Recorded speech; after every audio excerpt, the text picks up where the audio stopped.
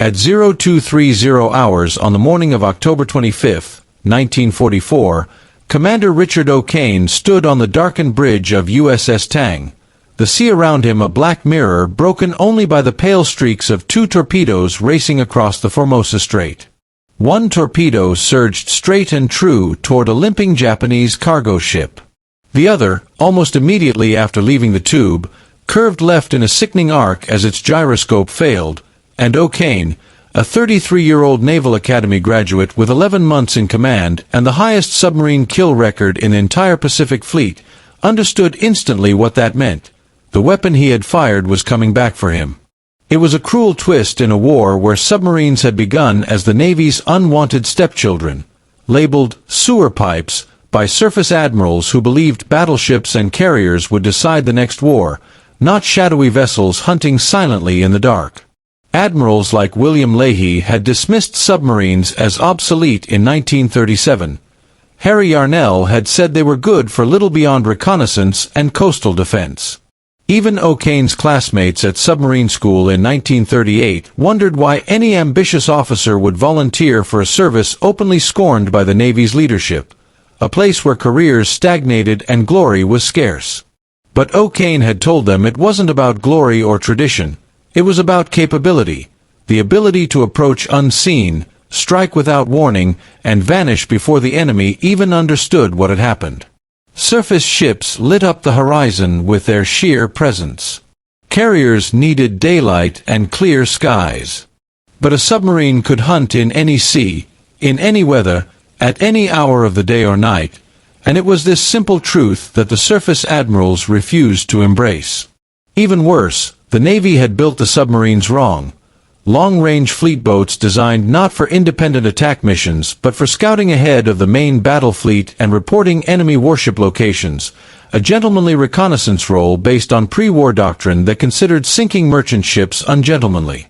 By December of 1941, the Navy had 111 submarines, 55 modern fleet boats and 18 creaking S-class relics, representing barely 2% of naval strength.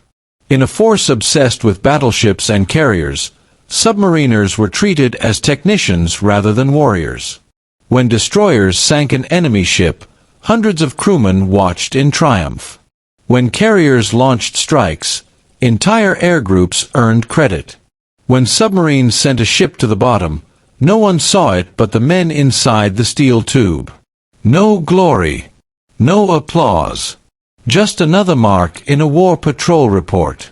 And still, O'Kane volunteered, believing the next war would be decided not just by power but by precision, stealth, and sudden impact.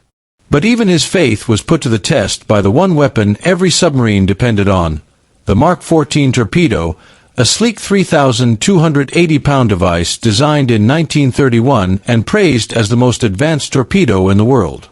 On paper, it was brilliant. In reality, it was a disaster.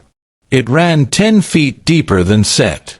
Its magnetic exploder detonated prematurely, or not at all. Its contact exploder crushed itself on impact.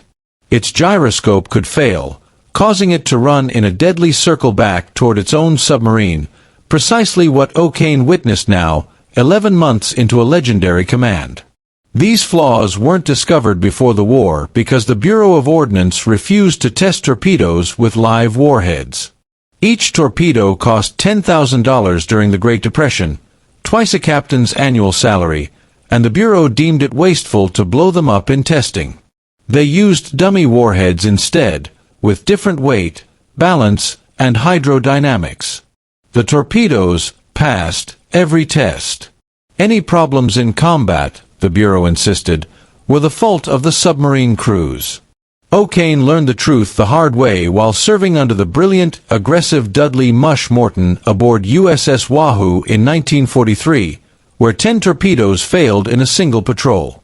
Everywhere across the Pacific, submarine commanders reported identical failures, and everywhere, the Bureau insisted the problem was poor shooting, improper maintenance, or operator error. Desperate, submarine skippers began disabling the magnetic exploder, an action technically punishable by court-martial, because they simply could not keep fighting with defective weapons. The truth finally emerged only after Admiral Ernest King demanded real testing in 1942, where every torpedo ran 10 feet too deep. The magnetic exploder was finally deactivated fleet-wide in 1943, and the contact exploder wasn't fixed until an infuriatingly stubborn investigation in September of 1943. Only then, 21 months into the war, did American submarines finally have a working torpedo. With the weapon fixed, O'Kane took command of USS Tang in October 1943, inheriting a Balao-class submarine capable of diving to 400 feet, deeper than Japanese depth charges were typically set, and he turned her into the deadliest submarine in Pacific history. Conditions aboard were brutally cramped. 87 men crammed into a space designed for 66, hot bunking in shifts, sleeping 4 hours a day if lucky, living through the constant mechanical noise of engines, pumps, and fans, and eating canned food for 6 weeks once the fresh stores ran out. Showers were once a week, 30 seconds long. Fresh water was rationed more strictly than ammunition.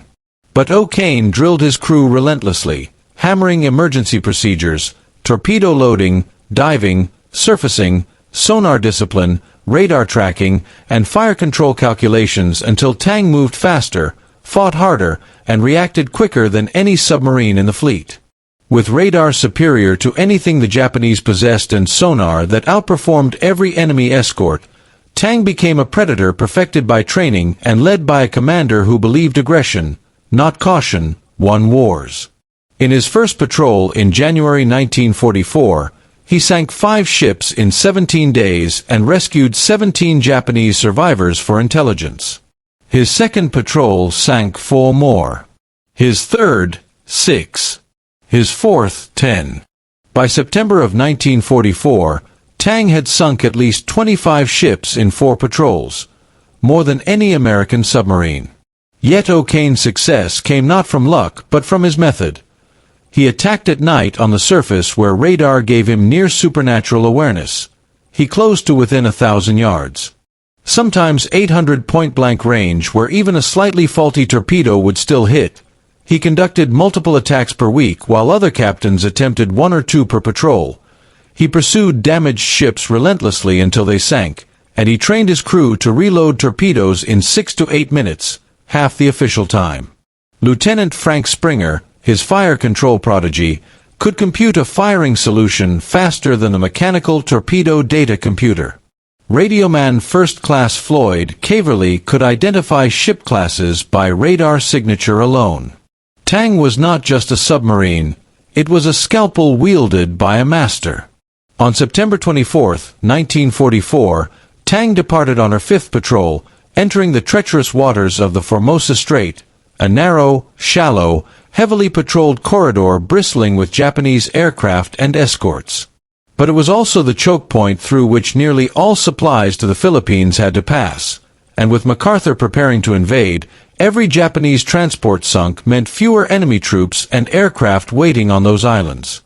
Through 2 weeks of night attacks, O'Kane butchered Japanese convoys with surgical precision, tankers, transports, cargo ships, until by October 24th, he had only 2 torpedoes remaining. That night, he detected another convoy and executed the kind of attack he had performed dozens of times. The torpedoes hit. Ships exploded. Escorts scrambled but failed to locate Tang. At 0230 on October 25th, with only 2 torpedoes left and 1 damaged cargo ship still afloat, O'Kane fired his final weapons. One behaved perfectly. The other betrayed him. The gyroscope jammed. The torpedo curved left in a tightening arc. And now, as the phosphorescent wake brightened behind him, O'Kane shouted for full power and hard right rudder, but Tang, 311 feet of steel and men, could not turn quickly enough. The torpedo slammed into the stern, annihilating the maneuvering room, flooding compartments instantly, killing men in a heartbeat. The stern sank, the bow lifted sharply, and O'Kane and 8 men were thrown into the sea as Tang spiraled down to the bottom in 180 feet of water. 78 men remained trapped inside. In the forward torpedo room, 9 survivors prepared a desperate escape using Momsen lungs, devices few had ever tested at such depth. They flooded the escape trunk, equalized pressure, opened the hatch, and swam into blackness. Only 5 survived the ascent. 4 more survivors, including O'Kane, floated long enough to be captured by a Japanese escort that initially mistook them for their own sailors. At dawn, realizing they were Americans, the guards beat them, starved them, and confined them in sweltering, airless spaces. Transported to the secret Ofuna interrogation center, unregistered, beyond all Geneva oversight, they were threatened, tortured, starved, and isolated. O'Kane refused every attempt to extract intelligence. From Ofuna, they were sent to the brutal Amori camp in Tokyo Bay, where malnutrition, disease, and arbitrary beatings were routine. O'Kane watched motor machinists mate first-class Jesse De Silva, who had survived the sinking and the impossible ascent, wither and die from starvation and illness. When American forces liberated the camp in August 1945, O'Kane weighed 88 pounds. But he was alive, and the record did not lie. Tang had sunk 33 ships totaling 116,454 tons, the most of any U.S. submarine. For his final patrol, O'Kane received the Medal of Honor in March 1946. After the war, he continued shaping the future submarine fleet before retiring as a rear admiral in 1957. The U.S. submarine force, just 2% of the Navy, had sunk 30% of all Japanese ships, 1,113 merchant ships and 201 warships, while suffering the highest casualty rate of any American service. 52 submarines lost, 3,500 men killed. Their impact was enormous. Japan's economy depended completely on imports: oil, iron ore, coal, rubber, food, all of which traveled by sea. Submarines strangled Japan, sinking enough shipping to collapse its economy. Oil imports fell from 50 million barrels in 1941 to less than 10 million in 1944 and zero by early 1945. Without oil, the Japanese Navy sat in port. Carriers could not launch planes. Factories could not operate. Civilians starved on rations of 1,200 calories a day. Strategic bombing surveys later concluded the submarine blockade had already defeated Japan before the atomic bombs fell.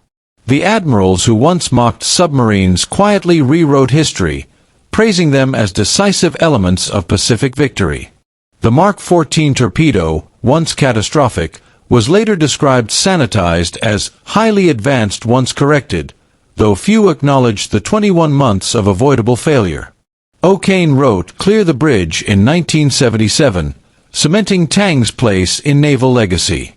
When he died in 1994 at age 83, the submarines he helped shape had evolved into nuclear leviathans carrying missiles capable of reshaping nations, yet they still relied on the same principles he proved in combat: initiative over doctrine, aggression over caution, precision over tradition. USS Tang still lies in 180 feet of water in the Formosa Strait, unrecovered, unseen, her precise condition unknown, her steel hull resting exactly where she fell 79 years ago. But her legacy is anything but silent. Every submarine officer studies O'Kane's patrols. Every commander learns the lessons Tang carved into history: that technology matters only if it works, that bureaucracy can be deadlier than the enemy, that bold leadership can rewrite strategy, that innovation often comes from those who disobey to survive, and that sacrifice is the hidden cost of victory. The 2% of the Navy that sank 30% of Japan's fleet proved something the admirals once refused to believe: a single submarine, led by an exceptional commander, could change the course of a war. The sewer pipes won the Pacific. And if this story moved you, do your part to keep it alive. Hit like so YouTube knows these men deserve to be remembered. Subscribe if you haven't, because every day we're rescuing forgotten stories of courage, sacrifice, and brilliance from the shadows of history. Drop a comment and tell us where you're watching from: United States, United Kingdom, Canada, Australia, anywhere in the world, and if anyone in your family ever served beneath the waves. Your voice helps ensure Richard O'Kane and the men of USS Tang never vanish into silence. Their legacy deserves to endure, and you are part of preserving it.